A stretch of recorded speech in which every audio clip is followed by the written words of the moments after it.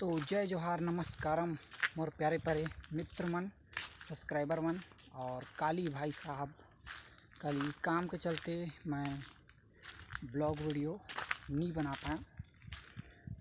और मेन चीज़ भाई साहब, सुबह गुनले तो उठ के माचा बनाया कुंदरू नार पर और ओकर बाद चावल बजाएँ। तो वहाँ चावल गोदाम में भारी भीड़ रही से ओकर चक्कर में बहुत ज़्यादा लेट हो गए।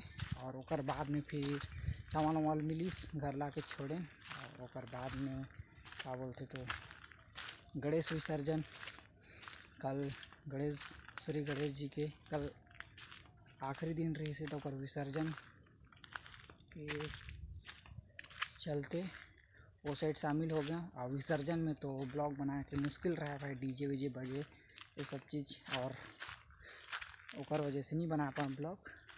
तो आप मला गणेश विसर्जन के कुछ क्लिप मैं अपलोड कर दूँ शॉर्ट के माध्यम से, शॉर्ट वीडियो के माध्यम से, तो देख लेना।